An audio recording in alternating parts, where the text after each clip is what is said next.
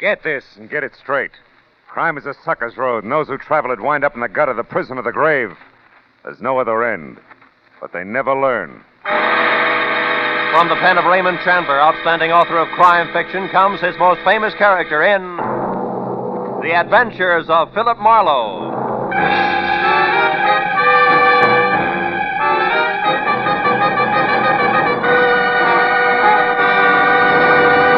Now, with Gerlad Mohr starred as Philip Marlowe, we bring you tonight's exciting story, The Fifth Mask.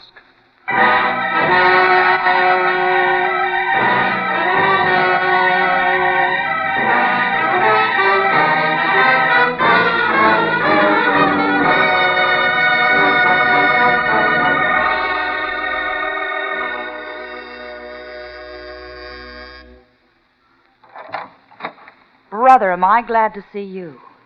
You are Philip Marlowe. Yeah, I'm Marlowe. Well, come on in. You're not exactly what I expected, Phil. No? Mm-mm. I didn't realize private detectives came in the deluxe edition. You'd like a drink, wouldn't you? Now, look, when you called me a few minutes ago, it was strictly panic because your life was in danger, Miss Barr. Now Vivian will do, Phil. Yeah, well, okay, Vivian. What's happened in the meantime? Happen? Nothing. Why? Well, you seem pretty well balanced for somebody on the edge of being a homicide statistic. Well, I'm doing my best to hang on to myself, that's all. Oh. But now that you're here, I can breathe again. You just sit down, won't you, over there? I'll fix the drink. Uh-huh. We're going to get along fine, Phil, I can tell. Yeah, well, could be. There.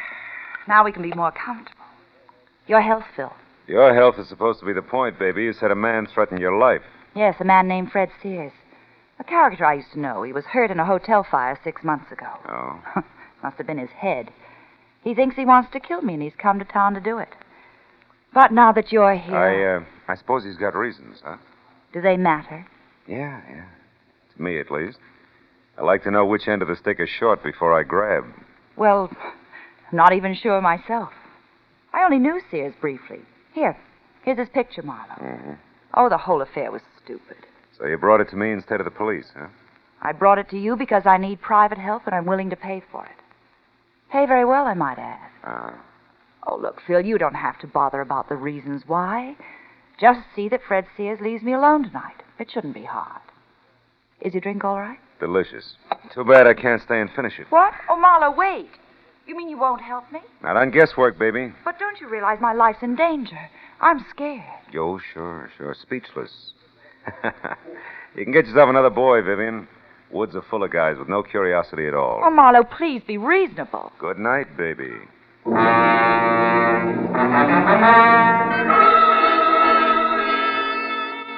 I had no doubt that a guy named Fred Sears wanted to kill Vivian Barr, and that she was genuinely afraid of him, but I also had no doubt that working for her without all the facts was like playing blind man's buff with the front end of a jet plane. Sooner or later, you were a cinch to get sucked in. So I drove off the hill toward the Sunset Strip again and prepared to forget it and go home. Until my rearview mirror told me that I'd picked up a tail. I wagged it back and forth across Hollywood for 20 minutes without losing it. Then I stopped at a quiet corner bar in my neighborhood, went in the front door, and straight on through to the alley, and then around to the front again. I got back in time to see the man who'd been following me get out of his car and head for the door. It was one Mutt Pomeroy, a sleazy ex-comrade in arms who had his private license revoked for assorted malpractices a year ago. I waited till he was almost up to the entrance before I stepped out where he could see me. Oh, well, Phil Marlowe. What do you say, kid? How's business? I keep smiling. Sure you would. Buy a drink, I don't suppose. What's on your crummy little mind, Mutt? Let's have it. Easy, Marlowe. Take the hands off. What's All the right. idea? You've been tailing me just to keep in practice. What do you want? Okay, hotshot. I figured maybe you'd appreciate a little cooperation. For instance, you tell me why Vivian Barr wants a private peeper, and I'll tell you something more than worth your while. Well? I thought your license was dead, Pomeroy. Yeah, it is, but I'm not. I still got eyes and ears and a mouth that I like to keep well fed. Now, look, I can help you plenty in this case, Marlowe. What do you say, kid? Get together? I didn't take the case. You what? That's right. If I catch you tailing me once more, Mutt, I'll tie a can to you. Now beat it. Yeah, well, let me know when you need a hand, Marlowe. Right across your kisser.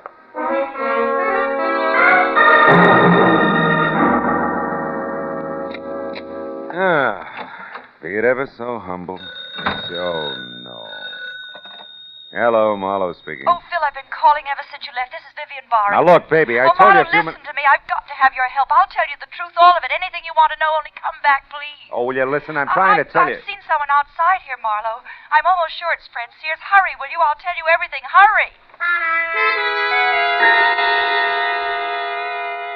3 things I could never resist. Beer with a head on it, moonlight, and a beautiful dame. So I headed again for the parking terrace at Vivian's apartment house and made it in about 15 minutes. I was out of my car and halfway across the terrace before I noticed the changes. First, her apartment was dark. Second, a man who had just pulled a key from a front door lock froze when he saw me and then turned and bolted through a clump of hibiscus and cornered himself in an enclosed patio. He tried to make it over the wall, but the second time he fell back, I nailed him. No, please, let me go. I gotta get away from here. You're trying it the hard way, Buster, believe me. No, it'll be easier by way of Vivian's apartment first. Come on your feet. Oh, who are you? I'm Douglas Peck. Douglas what? Just Douglas. Okay, just Douglas. We'll also straighten that one out inside. Go on, open the door. No, it's locked. Sure, it's locked. Take the keys out of your pocket and unlock it. Hurry up.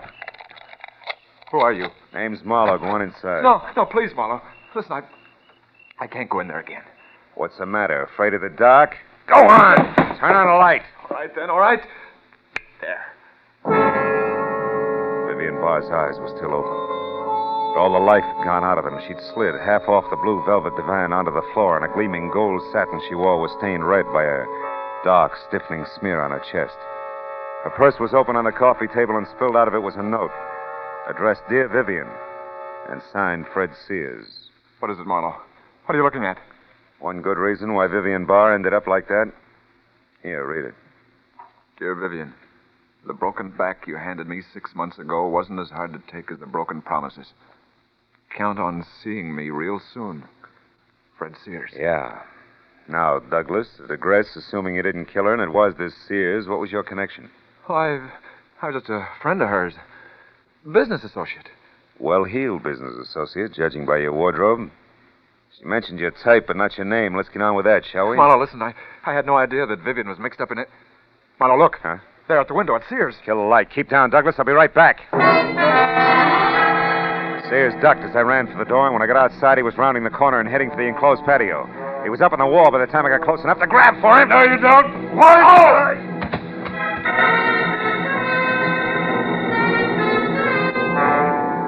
His foot caught me in the side of the head. I wound up on my back with nothing but the torn-off pocket from his jacket in my hand and a crumpled pack of cigarettes and a slip of paper on the ground with a phone number. I picked it up and started back to Vivian's apartment in time to hear a car door slam and see just Douglas, scared stiff, crouched behind the steering wheel of a step-down Hudson. A second later, car and all were gone in a funnel of dust. Well, I couldn't lose much more, so I went back into the house to use the phone. Los Angeles Morning Star. Society editor, please. One moment. Okay. Society desk, Miss Ludlow speaking. Hiya, Corey. Phil Marlowe. Phil, darling, how are you? Gee, it's been a long time, mister. I haven't seen you since... Yeah. Now, look, honey, I need some fast help. Crashing somebody's party, Marlowe? Could be, but it's strictly business. Now, can you give me a rundown on a phone number? Crestview 54124. 54124? Yeah. Just a minute, lover. Okay, sweetie. Oh, yeah, Phil. That's the old J.G. McKay mansion. 910 Mission Drive. Uh-huh. His niece Celia McKay has the place now. She married up with a guy named Paxton last fall, I think. She has oodles of money. Any help? I'll let you know. Thanks a lot, baby.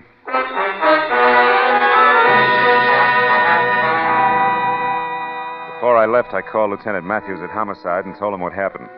He said he'd put out a call for Fred Sears and suggested I keep in touch. After that, I drove to Beverly Hills. The McKay mansion at 910 Mission Drive dominated the rows of bowing trees that lined the long, curving driveway like a dowager queen presiding at court. When I rang the bell beside a carved mahogany front door big enough for an airplane hangar, it was the butler who finally opened it for me.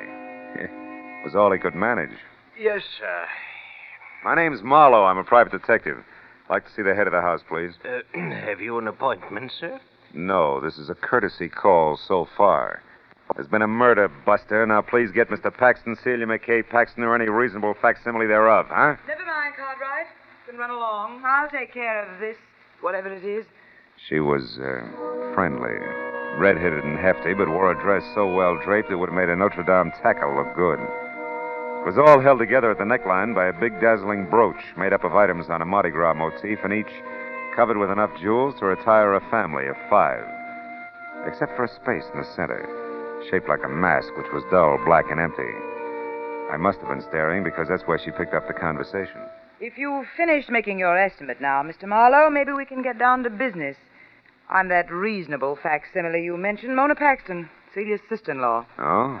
And Mr. Paxton's your brother, huh? Same thing. Yeah, well. You said something about a murder, I believe? That's right. Woman named Vivian Barr. And is that supposed to mean something to the members of this household? Maybe we better ask them. I don't think so, Mr. Marlowe. We're all quite busy here. Now, look, just now, Mona, and... I followed a lead that started at the body of a dead woman, ended here at this house. You people can talk to me now or the police. In a few minutes. Make up your mind, fast. Police? What about the police? Mona, what is this? Celia, my dear, I'm sorry. I'd hoped you wouldn't be bothered by Mr. Marlowe here. In his opinion, we're all murderers or something. I see. And why do you say that, Mr. Marlowe? I don't. It isn't quite that bad. And specifically, how bad is it, if you don't mind? I don't mind at all. I'm looking for a man named Fred Sears in connection with the killing of my client, Vivian Barr. I'm here because there's a definite tie with somebody in this house. Now, at this point, I'm still asking for cooperation. This has gone far enough. It's preposterous. Mr. Marlowe, until you mentioned their names, I never heard of either of those people. Mona? No? They're still my husband, Mr. Marlowe. Dear, will you come out to the door, please? What's going on? What's the matter? There's a person here I want you to meet. Mr. Marlowe, my husband, Mr. Paxton. Why, how do you do, Mr. Marlowe? I'm doing better, Mr. Paxton. Oh. Douglas, Mr. Marlowe here wants to know if the names Vivian Barr or Fred Sears mean anything to you. Why, I don't think so. No. Well, they don't. Why? You may leave now, Mr. Marlowe. We've given you all the cooperation we can. If you come back, you'd better have a warrant with you. Okay, Celia, I will. Because one of you 3 is a liar, and I can prove it. So if you want to talk it over before I call in the cops, I'll listen for a while. Hey, Cartwright. Yes, sir. You called, sir? Yeah, you look like a fairly honest man. Where can I get a good cup of public coffee around here? Oh, why, there's a little shop 2 blocks down, sir. Thanks. And to you, Cartwright, good night.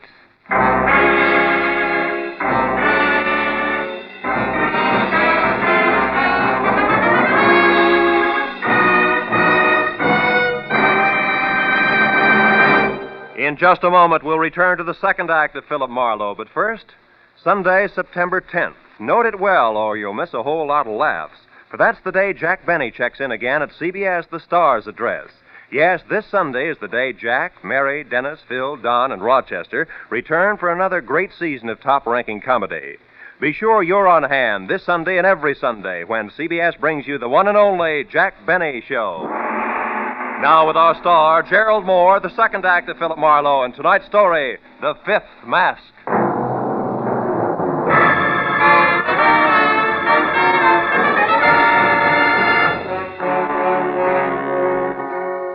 When the 2-ton front door of the Paxton home closed behind me, I dropped the cocky attitude quicker than a chorus girl lets her stage smile go when she hits the wings.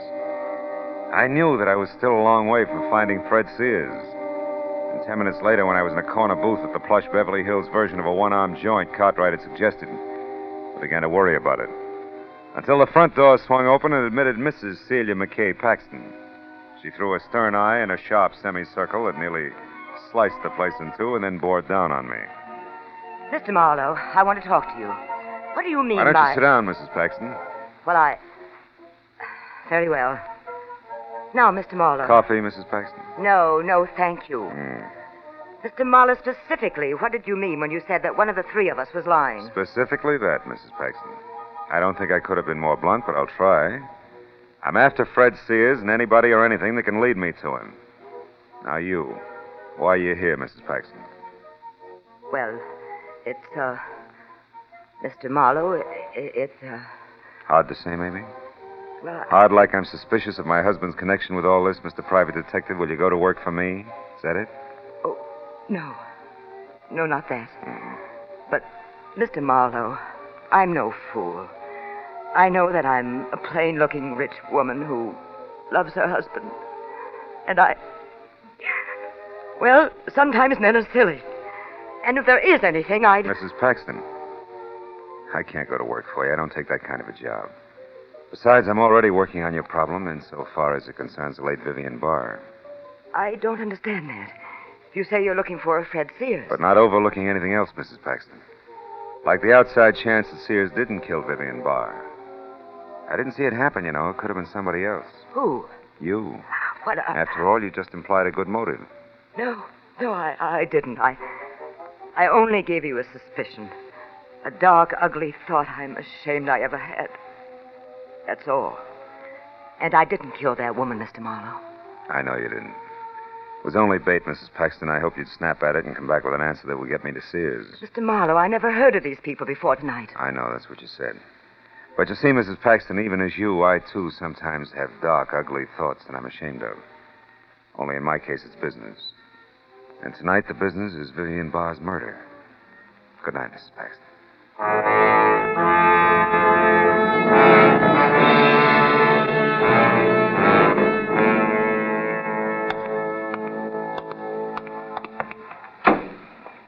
Hello? Comfortable, Mr. Paxton? Marlowe, please. My wife may see us. Get in and drive away. Hurry. All right. Just for size, hurry it is. Now, Marlowe, tell me. Does Celia know? About Vivian? Hard to say, Paxton. Look, I've got to tell you the truth. Don't bother, man, about town. It sticks out like a sore thumb on a hitchhiker. You like it easy, you like it smooth. Your wife was one, Vivian the other. It's not a new story, Paxton. But believe me, Marlowe, I couldn't help myself. And I've learned my lesson. Marlowe, would money, say, $50 now and more later, would that help you forget what you know? $50? Well? You didn't love Vivian Barr. You hated her, didn't you? I hated... How did you know that? A cheap bribe you just made. Indiscreet gentlemen with their backs against the wall don't offer peanuts now and more later unless they're broke. You could be broke, Paxton, if, for example, Vivian was blackmailing you out of every cent of your allowance. Good enough? She was rotten. Rotten enough to kill? Kill? Are you crazy? Marlowe, it was Sears. Maybe.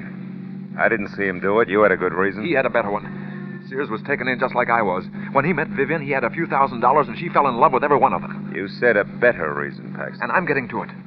I came into Vivian's life after Sears was hurt saving her in that hotel fire. Saving her? Yes.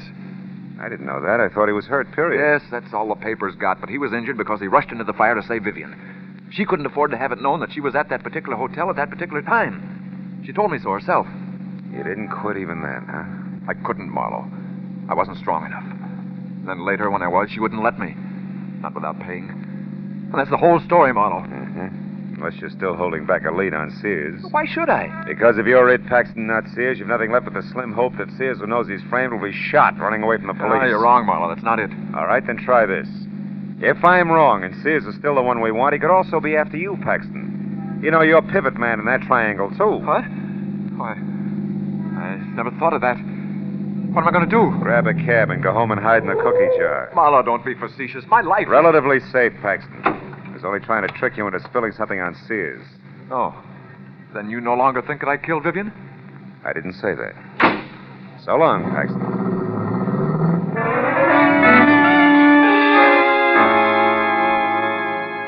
My apartment was only a few minutes from Beverly Hills, so I decided to call the police and fill them in. Also, a little all-alone straight drinking might burn the bad taste out of my mouth.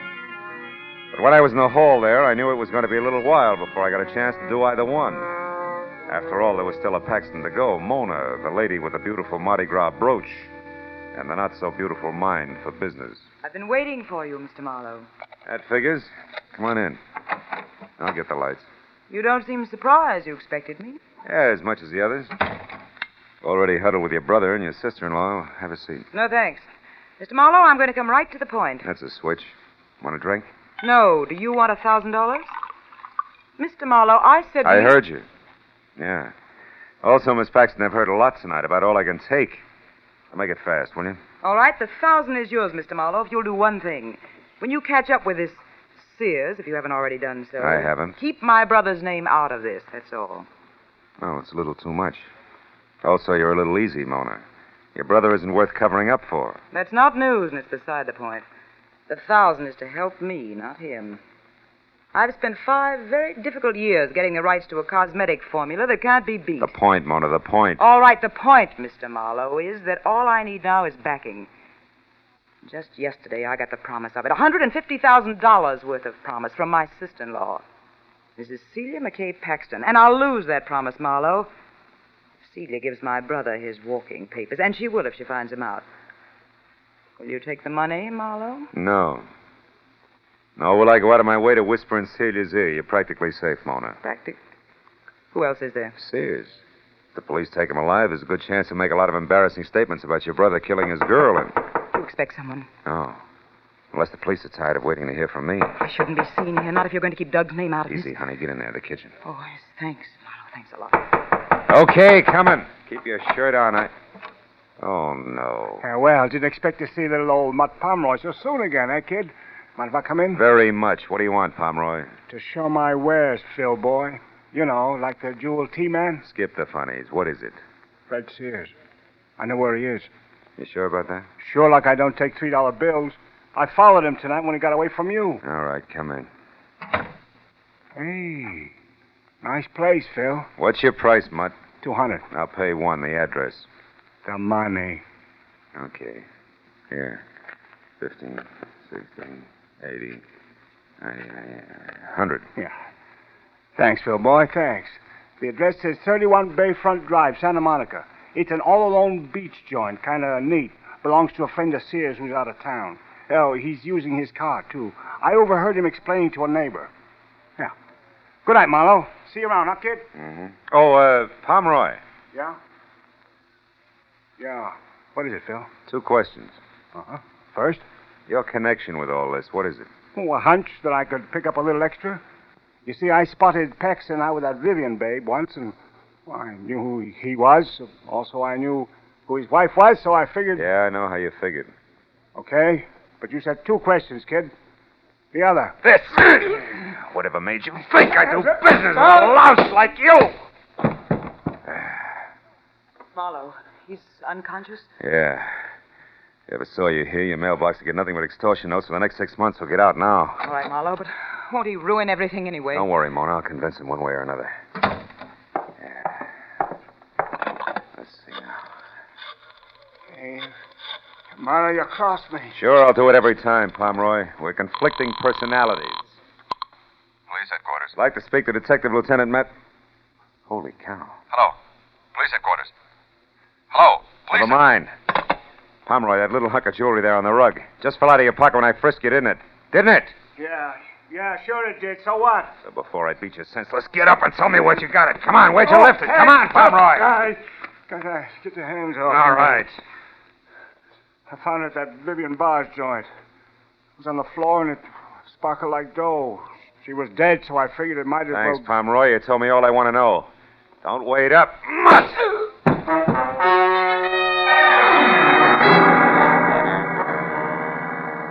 Outside, I piled into my car and drove fast for the beach house at 31 Bayfront Drive, hoping hard all the way that either I was making a fat mistake or if I was right, I was going to be on time.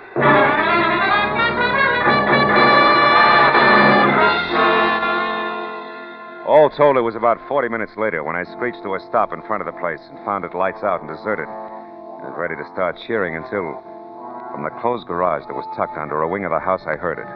A car motor running as in suicide by carbon monoxide. The big double doors were locked, but around on the side there was a window. In another minute, I was in and over to Fred Sears. He was slumped over the front wheel, his face the color of wet ashes. I cut the motor, then dragged him out of the place by a back door that led to a patio. There I stretched him out on the ground and took a good look. A long look that left no doubt in my mind. I turned away from him when I heard a woman's footsteps on the walk outside near the window I'd broken. It was Mona Paxton. Marlowe, what is it? Marlowe, are you all right? Yeah, but don't come back here, Mona. It's not a very pretty sight. It's Sears. Sears? Yeah, I dragged him out here. He left the motor running, carbon monoxide. Oh no, what a terrible way to go. No worse than Vivian Barr. How'd you turn up here, Mona? Follow me? Yes. Because I was worried about that man in your apartment. I wanted to ask you who he was. When I took off coattail flying, it looked like something important, huh? Yes, it certainly did. And it certainly was. Yeah. Well, I'd better get through to the police now. There must be a phone inside. You can go wait at my car, huh? Quit shaking. After this, you haven't got a thing to worry about. Business, I mean. Yes, I know, but I just can't stop smiling. I'll be at the car, Marlowe.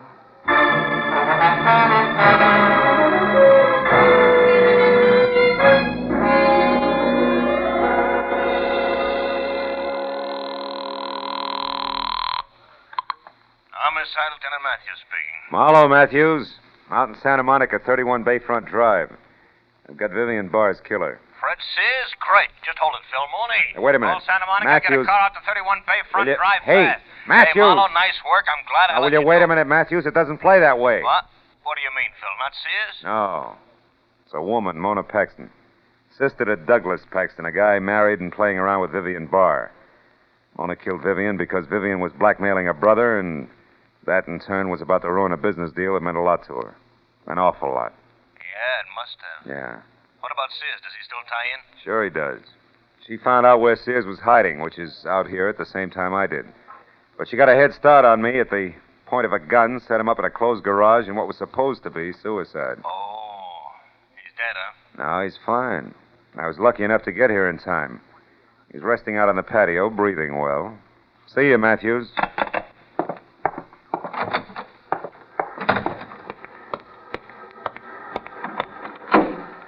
Everything's taken care of, Marlowe. Mm-hmm. Just about, Mona. Well, the police will, Correction. The police are here. Yeah. Doesn't take them long, does it, huh? No.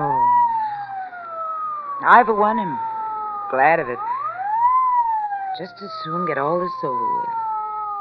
You too, I guess. Yeah. Me too, Mona.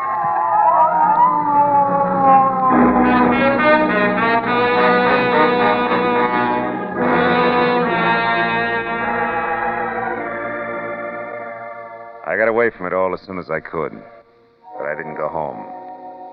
I drove out to a spot I knew nearby, a cliff edge where the only sounds were a couple of seagulls who couldn't sleep in the ocean 100 feet below, crashing on the rocks. Then I took a second look at the little item Mutt Pomeroy had picked up in Vivian Barr's apartment. A collection of tiny stones, diamonds, emeralds, rubies, all in the shape of a small mask. A mask that I knew would fit in place exactly over an empty spot on Mona Paxton's Mardi Gras brooch. The proof that Mona had been to Vivian's place. Yeah, a little mask. We all wear them one way or another. We've all got something to hide. Maybe that's what's wrong with people, huh? They all think they've got to hide from each other and from themselves. Yeah, so I threw the little mask into the ocean, and then I went home.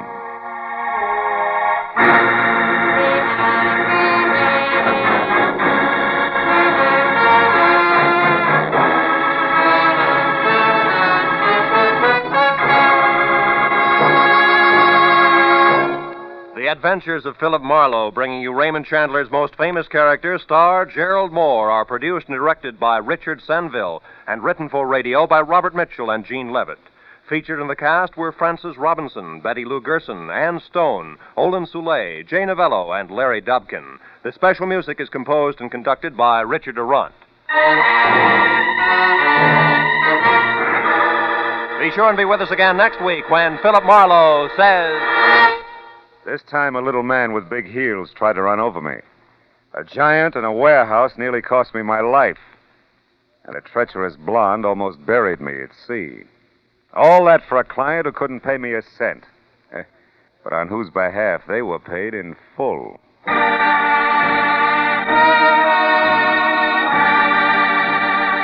This is Roy Rowan speaking for CBS, where you enjoy the Contented Hour every Sunday night, the Columbia Broadcasting System.